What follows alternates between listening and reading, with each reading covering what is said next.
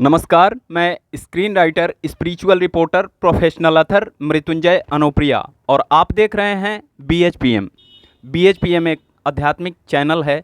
यदि आप इस चैनल पर पहली बार आए हैं तो कृपया इसको सब्सक्राइब कीजिए। अपने मित्रों, दोस्तों, रिश्तेदारों, परिचितों, जान पहचान वालों, सगे संबंधियों, अध्यात्म में रुचि रखने वालों अथवा अध्यात्म में रुचि नहीं रखने वालों, हर किसी के पास इस वीडियो को पहुँचाइए। उनसे कहिए कि हमारे वीडियोज़ को शेयर करना ना भूलें। आइए BHPM में आप सभी दर्शक बंधुओं का हार्दिक स्वागत करते हुए, गुरुदेव के चरण कमलों का ध्यान करते हुए इस प्रस्तुति को श्री हरि के चरणों में समर्पित करते हैं। श्री हरि जो साक्षात नारायण हैं।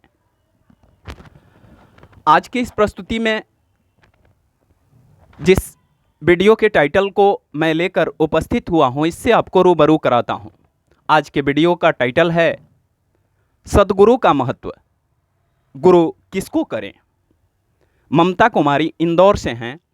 ये हमसे पूछती हैं कि जब सबसे बढ़कर स्थान गुरु का ही है तो क्यों ना उन्हें हर परिस्थितियों में स्वीकार किया जाए। यह सर्वथा सत्य है। अंधकार, अज्ञानता के अंधकार से हटाकर भगवत स्वरूप के पुण्य प्रकाश में पहुंचा देने वाले गुरु का महत्व भगवान से भी अधिक माना जाता है। पता नहीं सद्गुरु की कृपा से कितने प्राणी दुराचार का त्याग करके नरक काल से बच गए हैं और बच रहे हैं। गुरु भगवत स्वरूप ही हैं।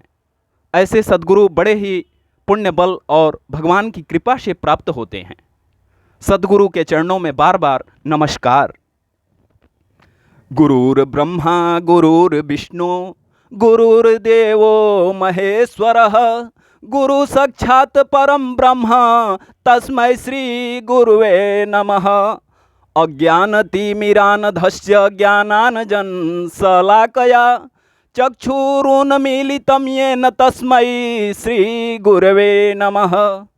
गुरु ही ब्रह्मा हैं, गुरु ही विष्णु हैं, गुरु ही महान ईश्वर महादेव हैं, गुरु ही साक्षात पर ब्रह्म हैं। उन गुरु के चरणों में नमस्कार। अज्ञानांजन की सलाई के द्वारा अज्ञान रूप रतौंधी से अंधे हुए लोगों की आंखों को खोल देने वाले गुरु के चरणों में बारंबार नमस्कार। गुरु की महिमा अवर्णनीय है। जगत के समस्त विकारों का नाश करने के लिए ऐसे सद्गुरु ही संजीवन सुधा हैं। घोर पाप ताप के प्रचंड प्रवाह में बहते हुए प्राणी की रक्षा के लिए स्वयं गुरुदेव ही सुदृढ़ जहाज हैं और वे ही उसके कर्णधार हैं। इसलिए गुरु का विरोध करना साधारण पाप ही नहीं, सीधा नरक को निमंत्रण है। पर वस्तुतः यह महिमा शिष्य के अज्ञान एवं पाप तापादि का हरण करने वाले सद्गुरु की है। कामिनी कांचन के लोभी बाजारू गुरुओं की नहीं।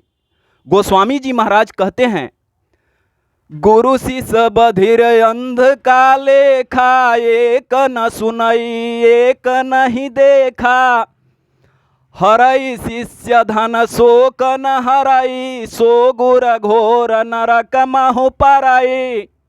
आजकल चारों ओर गुरुओं की भरमार है। कौन सद्गुरु है कौन नकली है, इसका पता लगाना सहज नहीं है। इस स्थिति में किसी अंधे के हाथ में लकड़ी पकड़ा देने वाले अंधे की जो दुर्दशा होती है वही इन गुरु शिष्यों की होती है। अतएव वर्तमान समय में गुरु करना बहुत ही जोखिम की चीज है। भगवान सहज ही जगत गुरु हैं, उन्हीं का आश्रय ग्रहण करना चाहिए। आज जिस प्रकार का दंभ छल कपट चल रहा है, चारों ओर जो अंधपतन की धूम मची है, इसमें किसी को गुरु स्वीकार करके उसे अपना सर्वस्व मानना, उसकी एक एक बात को ईश्वर का वाक्य मानकर स्वीकार करना और उसे तन मन धन सौंप देना बुद्धिमानी का काम नहीं है। इसमें बहुत अधिक धोखे की संभावना है। खास करके स्त्रियों को, बालिकाओं को इससे अवश्य ही बचना चाहिए। केवल ब्राह्मण का ही नहीं, समस्त वर्णों का गुरु ब्राह्मण है। वर्णा नाम ब्राह्मणो गुरु। ब्राह्मण के लिए यदि ब्राह्मण ही गुरु मिल जाए तो यह सर्वोत्तम है। किंतु यदि ब्रह्मनिष्ठ, भगवत प्राप्त एवं गुरुचित गुणों से संपन्न ब्राह्मण गुरु ना मिल सके तो उक्त गुणों वाले क्षत्रिय अथवा वैश्य से भी श्रद्धापूर्वक परमार्थ पथ का उपदेश लिया जा सकता है। यह बात शास्त्रों द्वारा अनुमोदित है। उपनिषदों में कथा आती है, आरुणि के पुत्र श्वेतकेतु तथा स्वयं आरुणि ने भी पंचाल राज प्रवाहण से उपदेश ग्रहण किया था। पंचाल राज क्षत्रिय थे और आरुणि ब्राह्मण। इस प्रकार महाभारत में कथा आती है कि एक तपस्वी ब्राह्मण ने किसी पतिव्रता देवी के भेजने से व्याध के पास जाकर उपदेश ग्रहण किया था। एक कथा आती है, एक ब्राह्मण ने तुलाधार वैश्य के पास जाकर उपदेश देने के लिए उनसे प्रार्थना की थी। इतना ही नहीं, उन्हें माता पिता में भक्ति रखने वाले एक चांडाल के यहाँ भी उपदेश लेने के लिए जाना पड़ा था। ये सभी अपवाद स्थल हैं। तात्पर्य इतना ही है कि वास्तव में गुरु उत्तम वर्ण का होना चाहिए। अभाव में निम्न वर्ण के योग्य पुरुष की शरण लेने में भी कोई हानि नहीं है। ईश्वर प्राप्ति अथवा मोक्ष मार्ग में प्रवृत्त कराने वाले गुरु का महत्व सबसे बढ़कर है। साधन संबंधी उपदेश उन्हीं से लेना और उसका दृढ़तापूर्वक पालन करना चाहिए। अन्य संत महात्माओं तथा गुरुजनों से भी सत्संग के तौर पर उत्तम बातें लेने में कोई हर्ज नहीं है। सत्संग से साधन में रुचि बढ़ती है और दृढ़ता आती है, अतः वह प्रत्येक साधक के लिए लाभदायक है। कुल परंपरा से यदि घर में श्री विष्णु की अथवा देवी की पूजा होती चली आ रही हो तो उसका पालन होना ही चाहिए। कुल के प्रत्येक व्यक्ति को उस परंपरा की रक्षा में सहयोग करना चाहिए। इसके अतिरिक्त अपनी श्रद्धा भक्ति के अनुसार जिन्हें हृदय के सिंहासन पर बिठाया है, उन श्री कृष्ण अथवा श्री राम आदि इष्ट देव की पूजा भी करनी चाहिए। उस व्यक्ति के लिए जिसके श्री कृष्ण ही इष्ट देव हैं, श्री कृष्ण की ही पूजा उसके लिए प्रधान है। वह केवल श्री कृष्ण की प्रतिमा अथवा चित्रपट का पूजन करे। सालग्राम शिला का भी कृष्ण भाव से पूजन करने में कोई आपत्ति नहीं है। श्री कृष्ण के पार्षदों अथवा अंतरंग शक्तियों का पूजन भिन्न भिन्न तंत्रों में भिन्न भिन्न प्रकार से बताया गया है। साधारणतः आप श्री कृष्ण के साथ श्री राधा रानी का पूजन कर सकते हैं। इष्ट प्रतिमा में या चित्रपट में प्राण प्रतिष्ठा करना उत्तम है, किंतु उसकी पूजा आदि की व्यवस्था में किसी प्रकार की त्रुटि नहीं होनी चाहिए। उसका वैदिक विधि से संस्कार होने पर अन्य असंस्कृत व्यक्तियों, स्त्रियों तथा अस्पर्शियों के स्पर्श से उसे बचाना तथा नित्य नियम पूर्वक उसके पूजन भोग आदि की सुंदर व्यवस्था करना आवश्यक है।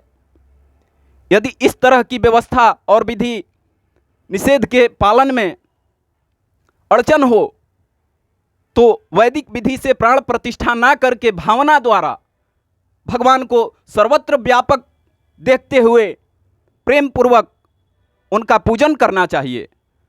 जहाँ भगवान में गुरु भावना होती है, वहाँ दूसरे किसी गुरु के बिना भी भजन साधन में कोई भय की बात नहीं है। रुद्राक्ष, तुलसी या करमाला पर जप करते हुए देवी गायत्री, भगवान सूर्य या अपने इष्ट देव का ध्यान करें, या निर्गुण निराकार ब्रह्म का भी ध्यान कर सकते हैं। नाम जप प्रातः सायं के अतिरिक्त सर्वदा सब काम करते हुए भी करना चाहिए।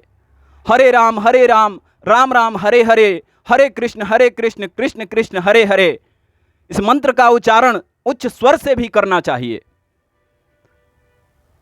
इस एपिसोड में मैं गुरु कृपा द्वारा सद्गुरु के महत्व और गुरु किसको करें, इन सब विषय में बतलाया।